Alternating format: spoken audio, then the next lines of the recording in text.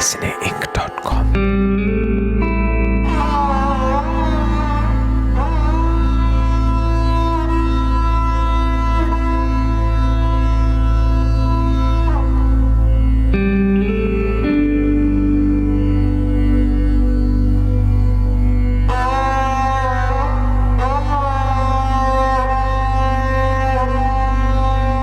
अमीर खुसरो के नाम से हमारे बुजुर्गों ने शुरू किया कि अमीर खुसरो ने शुरू किया था ज़ेहाले मिस्की मकुन तगाफुल दुराए नैना बनाए बतियाँ कि तारब हिजरा नदारा मैदान अलेहू काहे लगाए छतियाँ शबान हिजरा तराज जूजूज रोज़े वसलत चूमरे कोता सखी पिया को जो मैं न देखूँ तो कैसे काटूँ अंधेरी रतियाँ। चुनाचे हमारे बुज़ुर्गों को सानी खुसरो कहा गया। शायरी इतनी बड़ी कि पुरानी दिल्ली के गली कूचों में कूचा उस्ताद दाग, बाजार सीताराम, बल्ली महारान, कूचा शरीफ बेग और चूड़ी वालान, तुर्कमान दरवाज़ा, छत्ता शेख मंगलो, कूचा चैलान, ये सब इलाक़ों में उर्दू की शायरी आम होने लगी। उर्दू की शायरी आम होने लगी और उसका असर हमारे ख़ानदान पे ये हुआ कि न सिर्फ बाप दादा परदादा बल्कि हमारी माँ दादी परदादी चाची बड़ी अम्मा और भाई बहन सब उर्दू में कोई शायरी और कोई तुकबंदी करने लगे और साफ उर्दू में गुफ्तगू होने लगी। हिंदी के वो अल्फाज जो उर्दू में समा चुके थे खुसरो के वक्त से, उनके साथ खालिस मुस्तरद उर्दू का रिवाज हमारे बुज़ुर्गों ने किया। और बाप दादा परदादा सब शायर थे। मेरे वालिद शायर, वालदा शायर, 3 भाई शायर, मेरी बहन तुकबंदी करने लगी। गरज ये और वालदा का तो क्या, वालदा का एक शेर सुन लीजिए। कब्र भी मज़हब हिंदू में नहीं होती कहीं, कुछ निशान तुमको मिलेगा ना मेरा मेरे बाद। वालदा तो इस तरह मुतादिद शेर। जब मैं पैदा हुआ चारों तरफ माहौल शायरी का था। कोई कोना कोई गुंजाइश दाएं बाएं ऐसी नहीं थी। सारे रिश्तेदार, सारे पड़ोसी, सब मेरे अब्बा दादा के शागिर्द, सब उर्दू फ़ारसी नुमाश उर्दू फ़ारसी ज़्यादा उर्दू बोलते थे।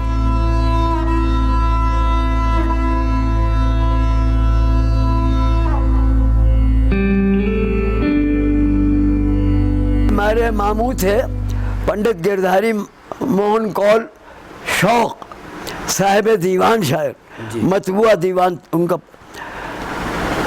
मेरी माँ ने कुछ सामान भेजा, वो दिल्ली आए हुए थे, फतेहपुरी कॉरपोरेशन होटल में ठहरे हुए थे। तो ट्राम चलती थी काजी हाउस से, पैसा 2 पैसे लगता था। मुझे इकट्ठी दी, मैं दे गया। अब जो वहाँ गया उसी साल मेरे बड़े भाई ने बीए पास किया था।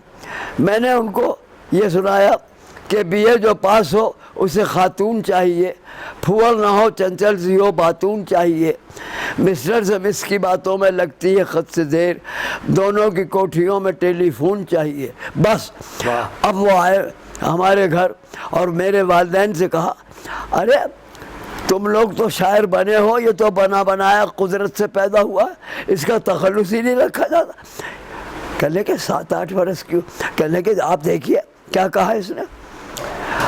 और उसी के बाद जॉर्ज पंजुम और क्वीन मैरी की सिल्वर जुबली ताजपोशी की मनाई जा रही थी।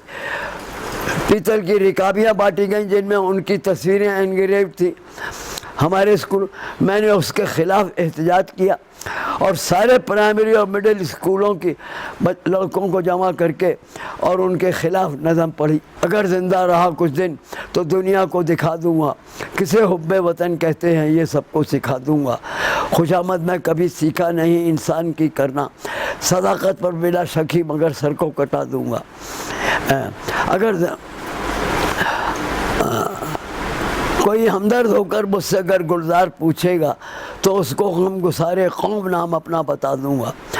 बस یہ نظم میری کیا پڑھنی تھی، ارنا آصف علی نے سن کے میرے والدین کے پاس آئے کہ بھائی آپ اس کا تخلص رکھو، یہ تو آسمان سے مادرزاد شاید پیدا ہوا ہے۔ میرے ماموں اور ارنا جی نے جب یہ زور دیا تو ایک بڑی میٹنگ دلی کے علماء، دلی کے اساتذہ، اردو فارسی کے، ہندی سنسکرت کے، عالم دین اور شاعر استاد بیخود صاحب، سائل صاحب، کیفی صاحب، مولوی عبدالحق زار صاحب اور اس طرح کے بڑے بڑے آدمی، نگو ناروی تک، پنڈت امر ناتھ مدن ساحر، ظاہر غالب، اس زمان وہ سب کو جمع کیا گیا، اور مفتی اعظم اسلام مفتی کفایت اللہ دہلوی بھی تشریف لائے، اور انہوں نے بیٹھتے ہی کہا کہ بھائی آپ سب اردو، فارسی، عربی کے، سنسکرت کے عالم، استاد، ادیب، پروفیسر اور شاعر بیٹھے ہیں۔ یہ لڑکا مادرزاد پیدائشی شاعر ہوا ہے۔ میری ایک تجویز ہے کہ میں ایک نام تجویز کرتا ہوں، تخلص، اگر آپ لوگوں کو پسند آئے، ورنہ بھائی آپ جو چاہیں، آپ استاد ہیں شاعری کے۔ کہنے دیکھیے عرض یہ ہے کہ والد کا تخلص زار، نیگیٹو، والدہ کا تخلص بیزار، وہ بھی نیگیٹو، ایک بھائی کا تخلص آزار، وہ بھی نیگیٹو، ایک بھائی کا تخلص خار، سب نیگیٹو۔ میں چاہتا ہوں کہ اس کا تخلص گل و گلزار رکھا جائے۔ بس ان کا تو گلزار کہنا تھا، میرے ماموں نے اور نواب سائل نے اور کیفی صاحب نے فوراً تائید کی۔ مولوی عبدالحق اور ڈاکٹر سید محمود جو جواہر لال کے پہلے وزیر خارجہ تھے، کھڑے ہو گئے، میرا ماتھا تو کہ بس اب آج سے آپ گلزار دہلوی ہیں، اور جناب باقاعدہ دعوت ہوئی، اخباروں میں چھپا، تصویریں، اور 7-8 برس کی عمر میں میری یہ 2 نظمیں سن کے مجھے گلزار دہلوی بنا دیا گیا۔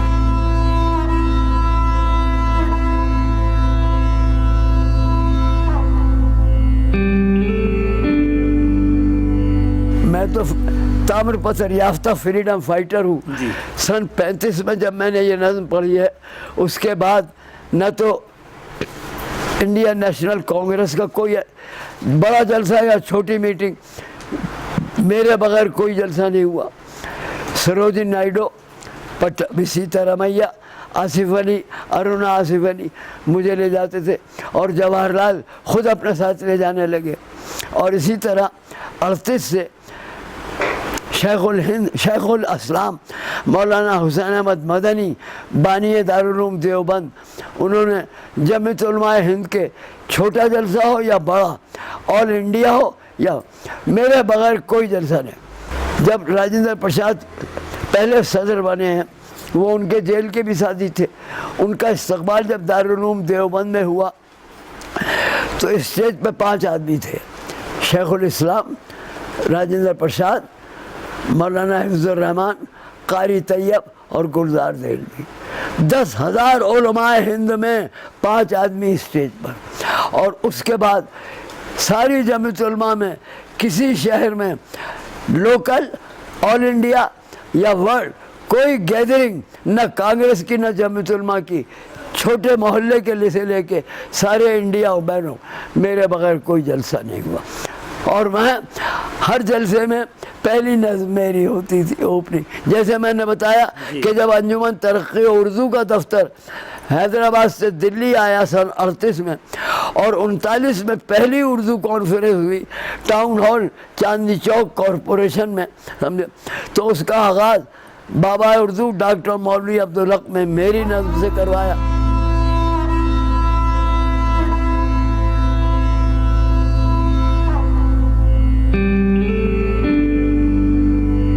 جب سن 47 آیا تو پنڈت جی نے فسادات کو روکنے کے لیے، کیونکہ لاہور میں بھی ہو رہے تھے، دلی میں بھی، وہاں ہندو کٹ رہے تھے، یہاں مسلمان، ایک آل انڈیا سینٹرل پیس کاؤنسل بنائی، اور دلی کے شاخ کے لیے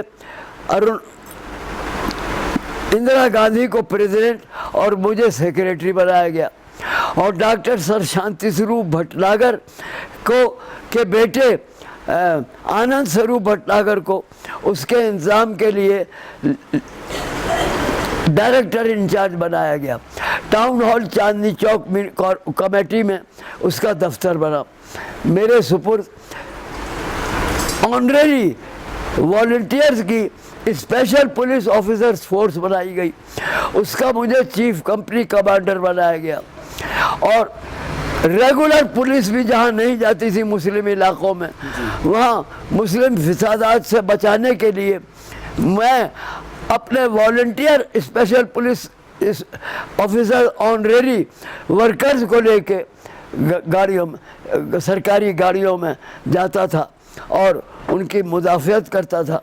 जो मेरठ आगरा यूपी के रिश्तेदारों में जाना चाहें, दिल्ली वालों को वहाँ भेज दिया या कहीं और, या जो पाकिस्तान जाना चाहे तो उन्हें पुराने किले या एयरपोर्ट मेरे आदमी छोड़ के आते थे। इसका नतीजा क्या हुआ, मैं पाकिस्तान में भी पॉपुलर होता गया और यहाँ भी, कि एक आदमी देखो कश्मीरी पंडित ऐसा है, ज़ार साहब का बेटा, जो दिल्ली में सैकड़ों मुसलमानों की जान बचा रहा है और आने वाले पंजाबी हिंदुओं की आबादकारी कर रहा है। ऐसा आदमी जो हिंदू मुसलमान दोनों की फिसादात के मुंह में खिदमत कर रहा है, निडर होके, जहाँ पुलिस जाते हुए डरती है वहाँ जाता है अपने वॉलंटियर्स को लेके। तो हमें इसकी मदद करनी चाहिए। नतीजा ये हुआ, उस दौर में भी लोगों को रिझाने के लिए हर मुसलमानों के मोहल्ले में, हर हिंदू पंजाबियों को जहाँ आबाद कर रहे थे उनके, मैंने मुशायरे शुरू कर दिए और हिंदू मुस्लिम इत्तेहाद पे नज़में पढ़वाई शायरों से, ख़ुद सबसे पहले पढ़ता था। और जब तक दिलो जिगर को खपाया न जाएगा, आफात से वतन को बचाया न जाएगा, खेलोगे जान पर तो पड़ेगी वतन में जान, छू मंतरों से काम चलाया न जाएगा। इस तरह की नज़में पढ़नी शुरू की कि मेरे वतन को क्या हुआ, मेरे वतन को क्या हुआ, रूह चमन को क्या हुआ, आपे में आदमी नहीं, मेरा देश विशाल साथी, मेरा देश विशाल। इसमें कालीदास और गालिब, इसमें तुलसीदास के तालिब, इसमें मीर और मीरा दोनों बातें एक और कितने गालिब, टैगोर और इकबाल साथी, मेरा देश विशाल। बस जनाब, इन नज़मों का भी जादुई असर हुआ। हर नए मोहल्ले में, नई आबादियों जो पार्टीशन के बाद बने वहाँ भी, और पुराने बस्ती में भी, मेरी तो नज़में अखबारों में छपने लगी, लोग गाने लगे, हर मुसलमान के हाथ में मेरी नज़में। नतीजा ये हुआ कि मौलाना हिफ्ज़ुर रहमान, ख्वाजा हसन निज़ामी, साहिबानुल हिंद मौलाना अहमद सईद कहने लगे, गुलजार तुम ज़ार साहब के और उर्दू के शायर और बेटे ही नहीं हो, तुम तो भारत के सपूत हो। तुमने हिंदू मुस्लिम इत्तेहाद की अमलन वो मिसाल कायम की है कि हम भी अपनी आँखों से देख रहे हैं कि अपनी जान ख़तरे में डाल के जहाँ पुलिस नहीं जाती वहाँ तुम जाते हो।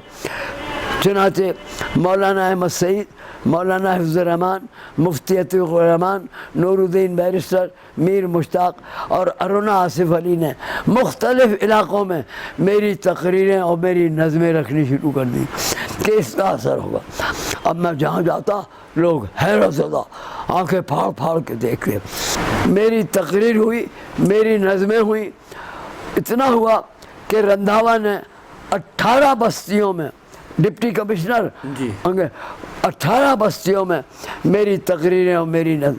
फिर तो ये समझिए, क्या दिल्ली, क्या नई दिल्ली, क्या सब्ज़ी मंडी, क्या करोल बाग, क्या तिबिया कॉलेज, क्या लाल किले के पीछे बेला रोड, अरे मियाँ पूरी दिल्ली स्टेट में, खाली शहर में नहीं, वो मैंने हिंदू मुस्लिम इत्तेहाद पर और ये फिसादात के ख़िलाफ़ नज़में पढ़नी शुरू कर दी, तकरीर। फिसादात के बाद इतना ख़तरा था कि हिंदू मुसलमान इलाक़ों में जाते हुए और मुसलमान हिंदू इलाक़ों में आते हुए डरते थे। दिल्ली से मेरठ जाना मुश्किल था, रास्ते में पता नहीं कहाँ फिसादी जमा हो। तो शैतान फिसादी तो अमन के बावजूद हर जगह थे, लिहाजा कफन बरदोश और सरबकफ उर्दू के और हिंदू मुस्लिम इत्तेहाद के जिहाद के लिए सारे मुल्क का मैंने दौरा किया।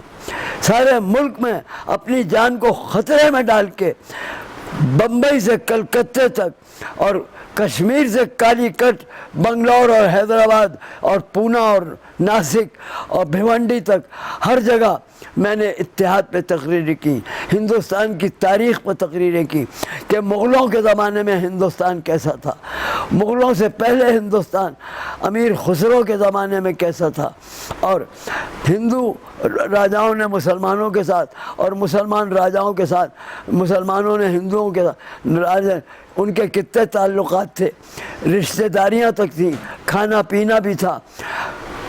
ہندو مسجد بھی بنوا رہے ہیں، مسلمان مندر بھی بنوا رہے ہیں۔ بنارس میں اورنگزیب نے بنارس میں ہردوار میں میرٹھ گوکل برسانہ نندگاؤں متھرا میں مسجدیں اور مندریں دیوار با دیوار بنوائی اورنگزیب نے، جسے انگریزوں نے بدنام کیا لڑوانے کے لیے ہندو مسلمانوں کو۔ اس نے ایک جگہ مندر مسجد بنوائے اور ان کو ایک سے گاؤں ان کے خرچے کے لیے ڈیووٹ کیے۔ تو میں وہاں گیا، میں نے وہاں تقریر، نتیجہ یہ کئی جگہ بمبئی سے کلکتے تک اور کشمیر سے کالی، مجھ پر بھی میری اسٹیج پر بھی کوشش کی گئی پتھر پھینکنے کی، قلم پھینکنے کی، سیاہی کی دوات پھینکنے کی، مگر گلزار دہلوی کو تو اللہ نے قائم مقام کر دیا تھا۔ بے دریغ لوگوں نے کہا بھی گلزار صاحب کوئی مار دے گا۔ میں نے کہا اتنے بزرگ مر گئے، اتنے ہزاروں ہندو وہاں مر گئے، اتنے ہزاروں مسلمان یہاں، کیا ہوا؟ کوئی روک تھام ہے؟ جواہر لال کو کیا ضرورت ہے؟ سید محمود کو کیا ضرورت ہے؟ یہ اندرا گاندھی کو کیا ضرورت ہے؟ کیوں یہ باول بے وقوفی کر رہے ہیں؟ تو میں اپنے ملک کو 8 برس کی عمر سے سمجھتا ہوں، اور کانگریس کا میں نے انقلابی ساتھ دیا ہے۔ انگریز کے خلاف لوگوں نے کہا کہ اقبال، چکبست اور جوش ملی آبادی کے بعد اگر کوئی قومی شاعر ہے اقبال، چکبست اور جوش کے تو صرف گلزار دہلوی ہے۔ چنانچہ جبھی سے مجھے شاعر قوم کہا جانے لگا۔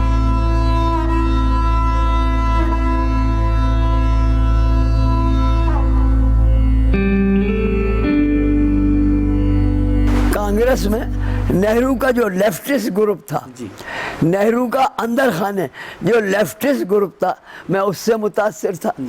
تو جب یہ سارے اردو کے ترقی پسندی کے نام پہ شاعر جمع ہوئے، احمد ندیم قاسمی، علی سردار جعفری، مجروح سلطان پوری، ساحر لدھیانوی، کیفی اعظمی، سعادت حسن منٹو وغیرہ وغیرہ، یہ سب دلی میں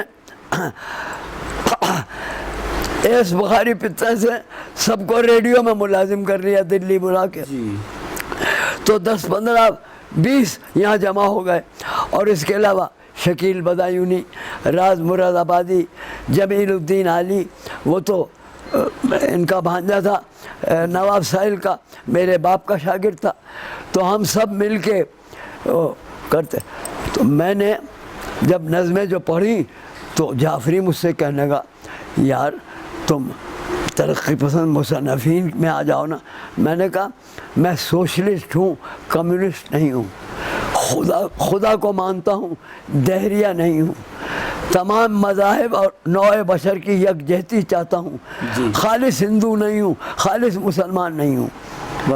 کہنے کے گلزار ہمیں بھی شرمندہ کر رہا، مگر میں نے کہا تم لگے رہو، لیفٹسٹ زور رہے گا تو ہندو فرقہ پرستی دبے گی، مسلم فرقہ پرستی دبے گی۔ جو ہندو مسلمان اب تک اندر خانے چپکے سے فرقہ پرست ہیں، کٹر ہیں، متعصب ہیں، تنگ نظر ہیں، وہ دبیں گے تمہاری اور ہماری وجہ سے۔ کانگریس میں لیفٹزم رہے، تم میں سینٹرلزم رہے تو یہ بات چلے گی، اور جو پورا ملک ہے اس میں فرقہ پرستی نہیں پنپے گی۔ تو سب ترقی پسندوں نے میرا ساتھ، اور یہ بھی دیکھیے، یہ جانتے ہوئے کہ میں کمیونسٹ نہیں ہوں، کوئی ترقی پسند کانفرنس ہندوستان میں 1937 سے 1947 تک، آزادی سے پہلے، اور 47 سے لے کے 64 تک ہندوستان تقسیم ہونے کے بعد بھی میرے بغیر کمیونسٹوں نے بھی کوئی جلسہ نہیں، حتیٰ کہ پاکستان اور امریکہ تک میں جو ترقی پسند مصنفین کے جلسے ہوئے وہاں مجھے بلایا گیا۔ علی سردار جعفری کے سگے بھتیجے پرویز جعفری نے جشن گلزار امریکہ کی 14 اسٹیٹس میں کیا۔ میرے پاس ان کا وہ گلزار نمبر سووینر موجود ہے، جس میں 14 اسٹیٹس میں جو میں نے پڑھا وہ نظمیں، میری تصویریں، میرے ویلکم اور لوگوں کے پیغامات ہیں امریکہ تک میں۔ یعنی مجھے نہ صرف کانگریسیوں نے یا جمعیت علماء نے، سوشلسٹ اور کمیونسٹوں کی ترقی پسندوں نے بھی کبھی نہیں چھوڑا۔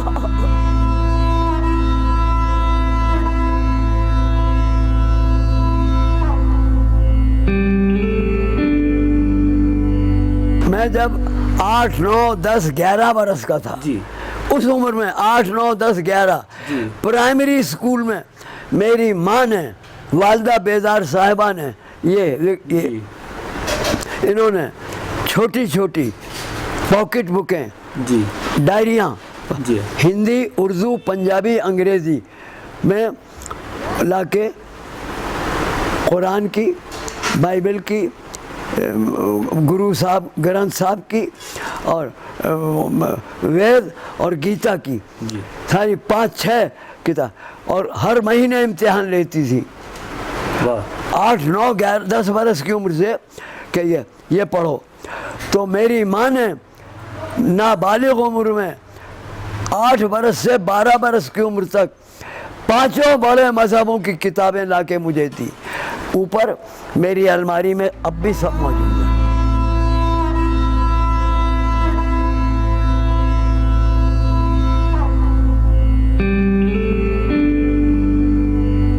ایک عجیب مثال دوں گا، آپ کہیں گے یہ کیا کہہ رہے ہو؟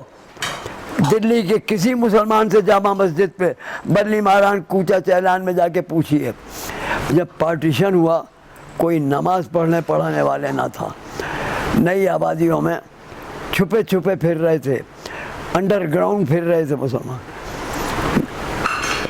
ابھی کیلاش، گریٹر کیلاش آباد نہیں تھے، آباد ہو رہے تھے۔ پرانے لوگوں کو اسکولوں میں، مسجدوں میں، ٹوٹی ہوئی مسجدوں میں، کھنڈر مسجد چھپایا جا رہا تھا۔ مجھے مولانا حفظ الرحمان نے کہا، گلزار یار 2-1 تقریریں وہاں ان علاقوں میں جہاں مسلمان کو بچانے کے لیے ساؤتھ دلی میں گھسایا گیا ہے، وہاں چلو، وہاں تقریر۔ اخلاق قاسمی اور فقی الدین مولوی یہ بھی تمہارا ساتھ دیں گے۔ اب میں تو وہاں تھا ہی قریب، میں پہنچ گیا۔ اب وہاں اذان دینے والا کوئی نہیں۔ میرے مکان کے نیچے کیلاش کالونی مارکیٹ میں ایک مسلمان درزی تھا۔ میں نے کہا تو اذان تو دے لے گا؟ کہنے کہ ٹوٹی پھوٹی نماز تو پڑھ لیتا ہوں، اذان۔ میں نے کہا گلزار دہلوی نے اذان دے کے بسم اللہ کی،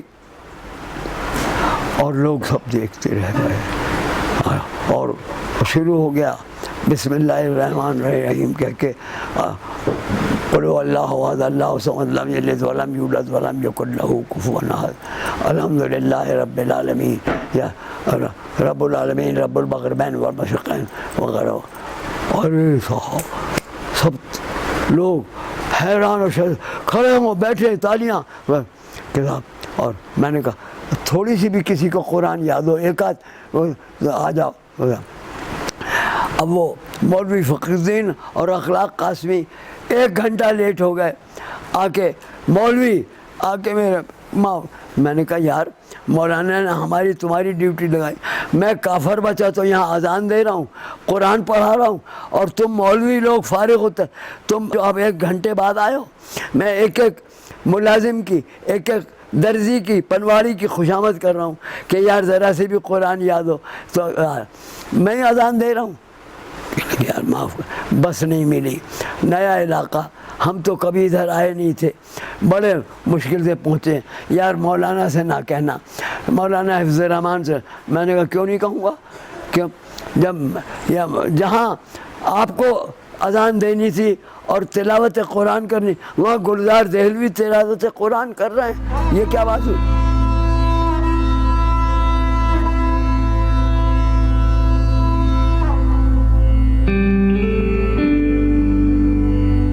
آج کی دلی پج مردہ دلی کا کھنڈر ہے.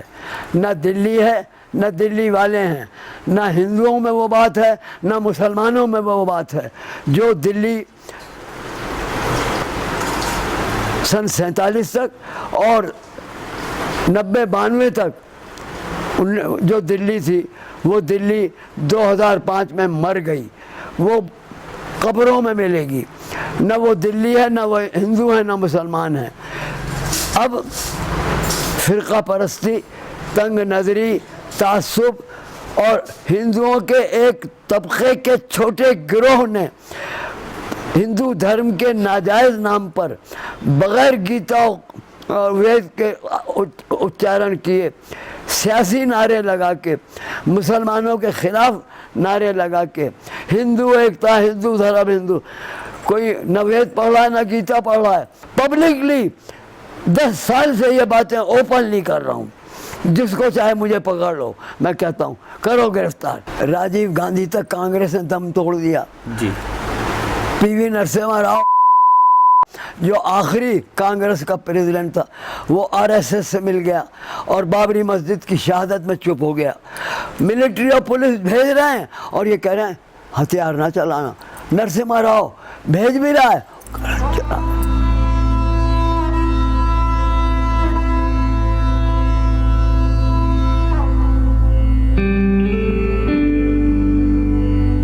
بندہ نواز.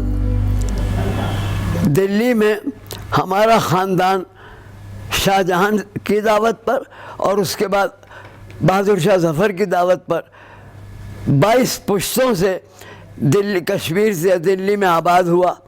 اور دلی, لاہور, میرٹھ, آگرہ, یہاں مغلوں نے, شاہ جہاں نے بھی, بہادر شاہ نے بھی, فرخ سیر نے بھی ہمارے خاندان کو جاگیریں دے کے آباد کیا. اور یہ کہا کہ یہاں کے جو حاکم ہیں ان کی زبان یہاں کے رعیت نہیں سمجھتی, باشندے, اور جو باشندے زبان بولتے ہیں وہ حکام پوری طرح کوئی نہیں سمجھتا. ادھر عربی, فارسی, ترکی اور دوسری زبانیں ہیں, اور یہاں کی بولیاں ہیں, زبانیں کم ہیں, بولیاں ہیں. اور آپ کے بزرگ جو ہیں وہ ہمیں اطلاع ملی ہے کئی جگہ سے کہ آپ لوگ 15 16 زبانیں جانتے ہیں. میرے بزرگوں نے کہا جی ہاں. تو ان کو جاگیریں دے کے دلی, لاہور, آگرہ, میرٹھ اور پٹیالہ 5 جگہ ان کو جاگیریں دے کے میرے خاندان کے باپ دادا پردادا سکر دادا آبا و اجداد کو آباد کیا گیا. اور یہ کہا کہ حکام کی محکوم سے, رائی کی رعیت سے گفتگو اور تعلق کی خاطر قائم رکھنے کے لیے, اپنی بات سمجھانے اور سمجھنے کے لیے ایسے ترجمانوں کی ضرورت ہے, مترجم, ترجمان, انٹرپریٹر, جو حکومت کرنے والے لوگ ہیں ان کی زبان بھی جانتے ہوں اور جو یہاں محکوم کے والے ہیں وہ ان کو سکھا سکیں. لہذا سب سے پہلے شاہ جہاں نے اپنے شہزادوں اور اہل جو قلعے کے اندر متعین لوگ تھے ان کو کہا ان کو پہلے آپ یہاں کی زبانیں سکھائیے, ان کو تھوڑا تھوڑا یہاں کا معاملہ ہے. اور آپ حضرات کے تو سب زبانیں جانتے ہیں. جب قلعے میں آپ کو بنائیں تو آپ حاکموں کو بھی آسان, عربی فارسی کو آسان یہاں کی زبانوں میں, اردو, ریختہ اور لشکری میں, دیوناگری میں, کھڑی بولی میں, ماگدھی میں, میتھلی میں, اودھی میں, بھوجپوری میں ایڈجسٹ کر کے اس طرح بتائیں تاکہ حکومت کرنے والے اور ریت رہائش عام شہری وہ سب ایک دوسرے کی زبان سمجھ سکے. تو میرے بزرگوں نے یہ کام شروع کر دیا. اس وقت سے یہ سمجھیے کہ 12 تو دادا میرے ادیب بھی تھے اور شاعر بھی تھے اور اہل زبان زباندان بھی تھے. میرے دادا اور میرے والد تک آتے آتے پورا خاندان شاعری کرنے لگا. میرے دادا کے ہاں بھی سارے لوگ اور میرے والد کے ہاں بھی سارے بھائی بھتیجے بھانجے چچا ان کے رشتہ دار سب ہمارے والد کے ذریعے اور دادا کے ذریعے سب اردو بولنے لگے. اس کا نتیجہ یہ ہوا، ایک تو فرخ سیر نے بازار سیتا رام جاگیر میں میرے دادا کو دیا، ان کا نام بھی سیتا رام تھا، تو ان کو رائے رایان توتیہ ہند علامہ پنڈت سیتا رام زوتشی